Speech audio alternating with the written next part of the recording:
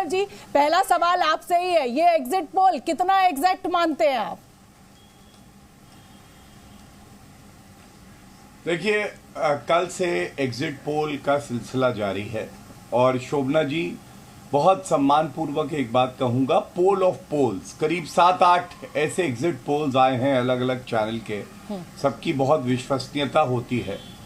एक ट्रेंड जरूर सामने आया है, ट्रेंड ये सामने आया है, मैं आपको एक एक करके बता देता हूं। मध्य प्रदेश में बम्पर जीत भारतीय जनता पार्टी की होने जा रही है। राजस्थान भी सरकार कांग्रेस की जाने वाली है, भारतीय जनता पार्टी की आने वाली है, स्पष्ट है। और बड़ी ईमानदारी से बताऊंगा, छत्तीसगढ़ में जहां पे हमारी 15 सीटें थी और 3 महीने पहले तक कहा जा रहा था कि भारतीय जनता पार्टी कहीं है नहीं, आप सभी एग्जिट पोल देखिएगा और आपका पोल ऑफ पोल्स भी दिखा रहा था 35 से 45 सीटें। विधानसभा में कुल सीटें हैं 90, अगर हमारी ऊपर वाले बैंड में 45 और 46 सीटें आती हैं, वहां भी हमारी सरकार बनेगी।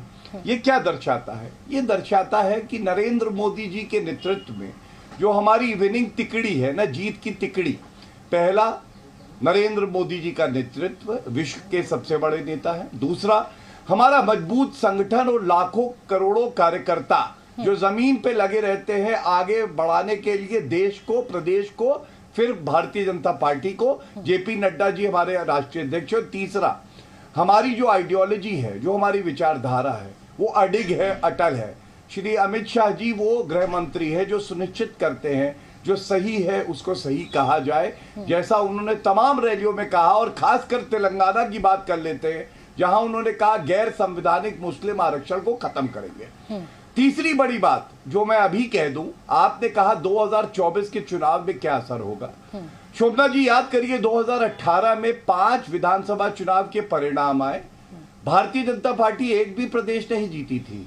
लेकिन उसके बाद जब लोकसभा चुनाव हुए तो मैं आपको बता दूं, मध्य प्रदेश में 27 सीटें जीते 29 में, राजस्थान में 25 में 25, छत्तीसगढ़ में जहां कांग्रेस की सरकार बनी थी हम लोग 10 सीटें जीते 13 में, और तेलंगाना में 1 विधायक था लेकिन 4 सीटें जीते। तो ये दिखाता है नरेंद्र मोदी जी का नेतृत्व लोकसभा में और प्रभावी ढंग से काम आता है और लोगों को लगता है कि देश की कमान उनके हाथ में सुरक्षित है। यानी एग्जिट पोल को आप ये कह रहे हैं कि 2 राज्यों में तो एग्जिट पोल आपको जिता ही रहा है, पोल ऑफ पोल्स। हालांकि कुछ सी वोटर की अगर बात करें तो वो मध्य प्रदेश में कह रहे हैं कि कांग्रेस की सरकार आएगी, लेकिन आप ये कह रहे हैं कि छत्तीसगढ़ में भी आप सरकार बना रहे हैं। अलका, अब मैं आपके पास आऊंगी। अलका जी, बताइए आप इस एग्जिट पोल को कितना एग्जैक्ट मानती है?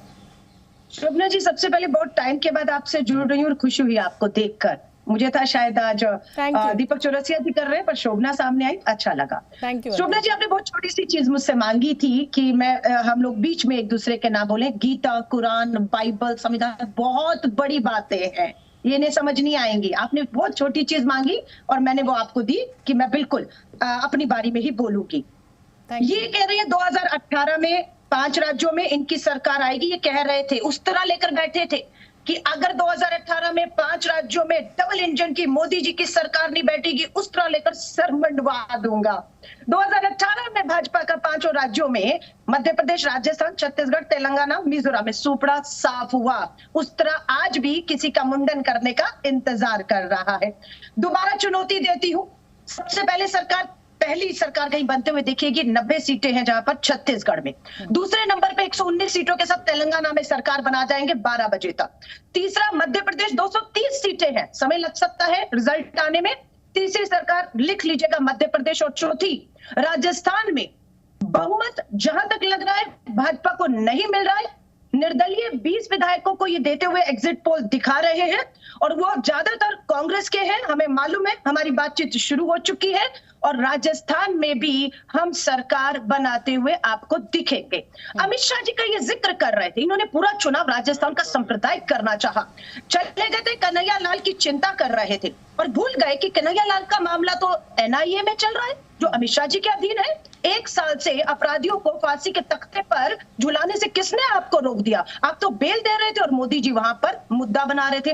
कर्नाटक से सबक नहीं लिया, वहां पर हमने बजरंग दल पे बैन की बात की, इन्होंने कहा बजरंग बली का अपमान है और हनुमान चालीसाएं शुरू होगी। औंधे मुंह आकर डबल इंजन की सरकार कर्नाटका में गिरी और भारत जोड़ो यात्रा जो जोड़ने निकली थी, देखा क्यों कहा?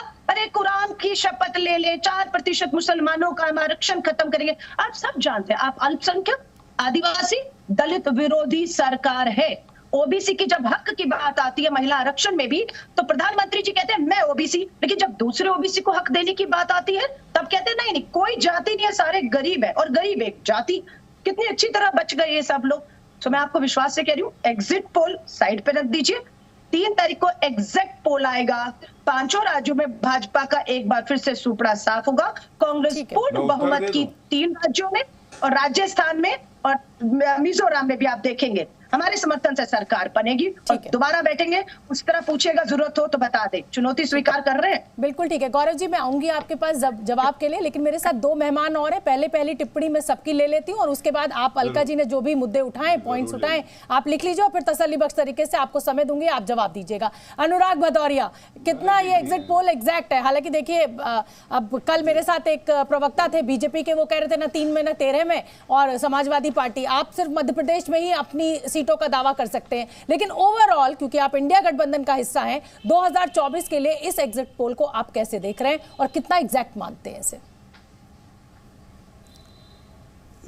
देखिए, सबसे पहले तो मैं भारतीय जनता पार्टी के ऐसे प्रवक्ताओं के बारे में बता दूं जो इस तरह की बातें करते हैं। कोई कहता 3 में 13 में, कोई कहेगा कुछ भी, माने इनकी आदत आए बाएं साएं बोलने की, क्योंकि हिंदुस्तान का अपमान करते हैं। हम एक हिंदुस्तानी हैं, समाजवादी पार्टी में जो भी सदस्य हैं, नेता हैं, कार्यकर्ता हैं, हिंदुस्तानी हैं, और हिंदुस्तान में चुनाव कहीं भी होगा तो ये हमारी नैतिक जिम्मेदारी बनती है कि हम उसमें भागीदार बने, उसके बारे में विश्लेषण करें, उसके बारे में बात करें। क्योंकि हिंदुस्तान, चाहे उत्तर प्रदेश से हम लोग आते हैं, इसका मतलब नहीं है कि हमें बिहार से मतलब नहीं है। अगर बिहार के या तेलंगाना के या मध्य प्रदेश या राजस्थान या छत्तीसगढ़ में किसी भी हिंदुस्तानी कोई दिक्कत होगी तो हमें दर्द होगा, अगर वहाँ कोई परेशानी होगी तो हमें दर्द होगा। ये शायद भारतीय जनता पार्टी नहीं समझ पाती, क्योंकि वो नफरत की राजनीति करती है, वो नफरत में डिवाइड करती है। आप उत्तर प्रदेश के हो, आप बिहार के हो, आप दिल्ली के हो, आप उत्तरांचल के हो, आप पंजाब के हो, आप तेलंगाना के हो, ऐसे डिवाइड एंड रूल। अगर इससे भी मन नहीं भरता तो आप इस धर्म के हो, आप उस धर्म के हो, इससे भी नहीं मन भरता तो आप इस जाति के हो, आप उस जाति के हो। कैसे हैं ये लोग?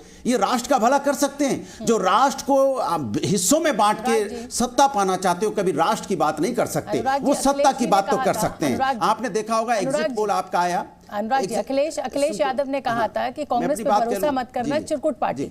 ये आपके नेता के शब्द हैं, ये मेरे शब्द नहीं है। हालांकि मैं इस तरह के शब्दों का इस्तेमाल करती नहीं हूं अपने डिबेट्स में कभी भी, और ना किसी को करने देती हूं, लेकिन ये सवाल इसलिए बनता है कि क्या जनता ने अखिलेश यादव की सुन ली और इसीलिए कांग्रेस की सीटें कम आ रही हैं पोल ऑफ पोल्स में?